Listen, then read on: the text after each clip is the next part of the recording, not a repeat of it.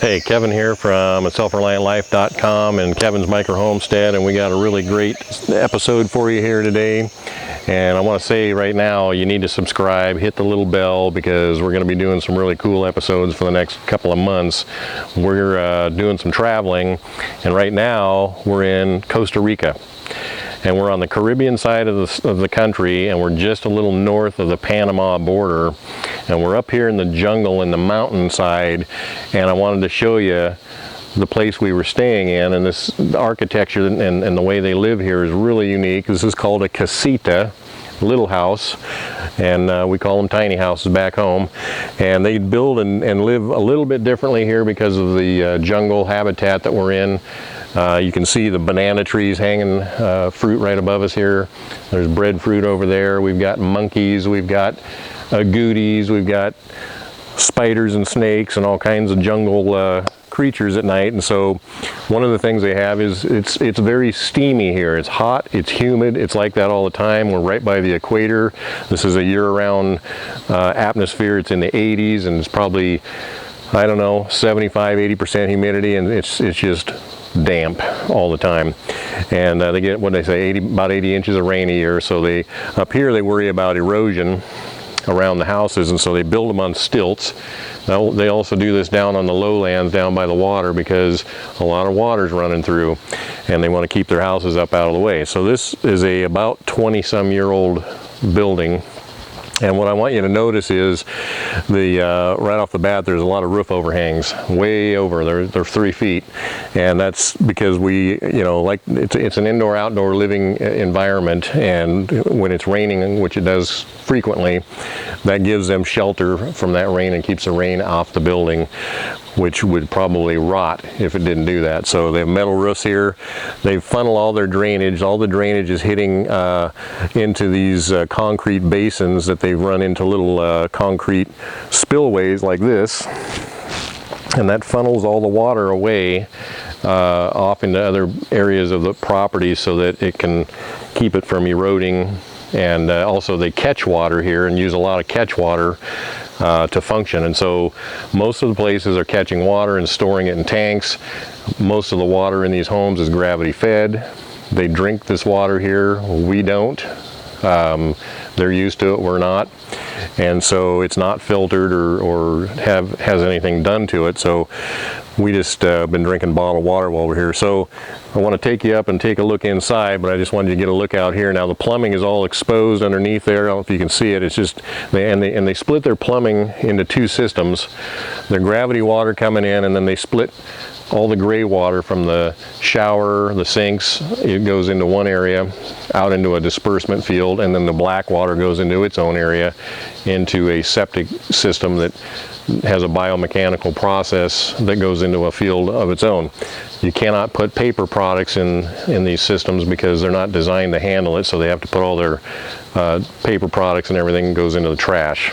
And so that's one of the unique things. They have very little amounts of power coming into these buildings because they don't have a lot of need for power here. In fact, they only had power in this area in about 1995. So they haven't had power that long, just prior to this building being built. So we're going to go up and take a look in there and let you see how these people live on a daily basis. And we do not have air conditioning here because they don't have the power, and the power is expensive. So let's go up and take a look. So our little house is called Morpho. They've all got little names to them all the way around here. And we're going to go up and take a look inside, but you can see they built these with wood back in the day. They don't build so much with wood anymore for 2 reasons. One, they don't allow them to harvest much of the wood here because they're conserving all the forests in the country. And 2, what wood they do have is now very expensive because I think they do a lot of importing. So they do a lot of metal framework and cement board and metal roofs. So we're going to take a look at a home that was built 20-some years ago and see what the design features are like. Come on in.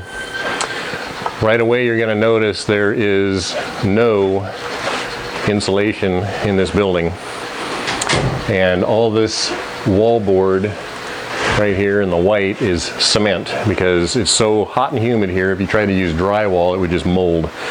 And so they use some particular hardwoods that they have here. that are very weather resistant, and then they use a cement board when they want walls, of which there are very few. But there's no insulation, and honestly, there's no need because there's no windows, and there's not any doors other than the front door. Everything is open and screened for ventilation. The cupola above in the center part of the house has screening all the way around, and this is just rough cut timber framing and cement board on top, and then on top of that is the metal roofing that sheds the water off. So our patio or balcony area here, this entire thing is the little doors that open up here are all just screened with wood lattice framing. And everybody gets a hammock or two, is where they hang out. So some of this is not even, it's kind of prohibitively expensive to build this way now, but these are all really neat local hardwood and craftsmanship that they used to build these when they were building them in the 90s. And so the only air conditioning we get out of the deal is a fan. And there's only very little amount of power in the building, I think, and I didn't go down and look underneath, but I'm going to say there's probably not even 50 amps of power in here. There's probably a couple circuits. And then we've got the closet here, which again is just open lattice work, because air circulation is key here. If you don't have air circulation, you're going to have problems with mildew and mold, and so that's the way we store things. Got another little shoe closet over here, and they don't have a mold problem. You can see we have all these white curtains, and they're white, and they've been on, they've been hanging here forever, and so they're not having trouble with that. And so then we have hardwood floors, wood furniture, got a bed here with a mosquito net, and this is kind of the keep the things that go bump in the night net off of you while you're sleeping, because there are plenty of them and they can find their way in and out of here. In fact, what we have here, which is unique, is a thing called a house gecko. And he's about that big. He's a little gecko lizard, and they run around in here and eat bugs that get in and chirp. They chirp at night, and they also sit on the ceiling and poop down on to us. So you have to watch what you're doing, maybe keep your hand over your coffee cup. So there's a couple lights in here, and they always use yellow lights because it doesn't attract bugs, because it's all about bugs around here, and there's a lot of them, and they want to come inside too and hang out just like everybody else. And so this is really neat. They got these yellow or these leather chairs, and they've been here forever.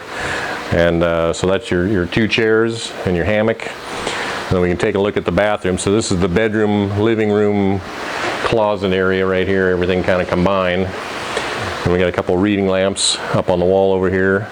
There's two outlets in this room, one on either side of the bed.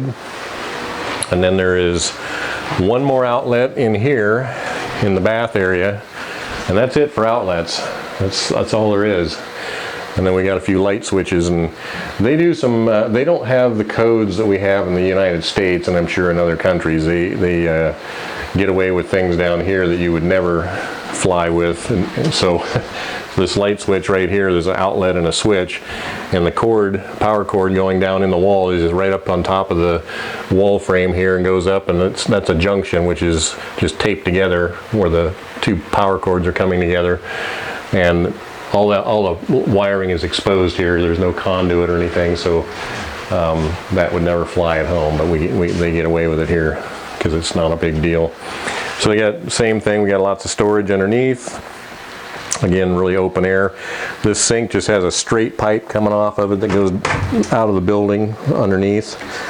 And hot and cold water. There's a little 5-gallon electric hot water tank underneath the building sitting on the ground. They don't have cold weather here, so they don't have to worry about pipes freezing. And there's the potty, and this is it's very low pressure. It's just gravity fed, so there's a tank up on the hill somewhere with just enough pressure to come down and come through the pipes. So there's no pumping or high pressure or anything, so that's kind of unique. Again, this is all cement board, which it's nothing that I'm familiar with, but it's something they use down here pretty regularly. Got a great big walk-in shower in this particular one, which was nice, and it just has a drain over in the corner, and I noticed the water was running kind of around the drain and down the pipe outside this morning. But we got hot and cold water, and the whole place is open air again. This is all just screened in with a lattice work frame holding up supporting the screens, and there's plenty of room for the critters to get in and out over the top of those eaves. And we have to check behind sheets and blankets and curtains when we're doing things, and typically like to lift the lid on the potty before we use it, just in case, because we've found scorpions, snakes, spiders as big as the palm of my hand. There's tarantulas down here. We do have spiders and snakes, and a lot of the snakes are venomous. There's pit vipers and all kinds of cute little things running around. Poison dart frogs, I mean, everybody's here. We got the whole gang. And it's been a lot of fun exploring and seeing these creatures. They haven't bothered us, other than just the creepy factor that my wife's not real fond of. So that's the living here. And so they do live. I mean, I've seen a few of the other structures. We stayed in another place right down on the water by the beach, and it was a larger building, so I didn't film it because it wasn't really tiny house centric. But again, off the ground, all the houses are built up on stilts, some even taller than the one we're in. Big, large patio kind of areas underneath sometimes, so you can hang out down there, and you don't leave things sitting out because the monkeys will take them. They have howlers and capuchins here, and they like to steal things. We have little agoutis, which look like a big guinea pig. They have armadillos. What else? Lots of snakes. Lots of ants. They have iguanas. Iguanas. Yeah, we had some great big. We saw iguanas 3 feet long. Great big iguanas here. And types of spiders on there are spiders like nobody's business around here, and they make webs like this, and they sit in the middle of them, and they're about that big with their legs sticking out, and they're just a big golden orb spider, which is one of the more noticeable ones around here. Lots of cool little red frogs, the dart frogs, and green and black dart frogs, and I don't know, we've seen countless things that we're not familiar with. Lots of weird looking insects that we're not familiar with. Lots of birds. We got parrots here. We got toucans out here in the morning when we're drinking our coffee. The flora and fauna here is awesome. They got breadfruit trees, banana trees, coconut palms, orange trees, and one of the comments that one of the locals here said is you can't not grow things around here. They grow constantly year round, and they're always making fruit, and so they get a lot of types of bananas that we've never seen. Little bitty bananas, plantains, regular bananas like you see in the stores at home, and all kinds of interesting fruits and things that we don't even know what they are. So it's been really fun, and just thought I'd give you a little look at how people live down here. This is typical.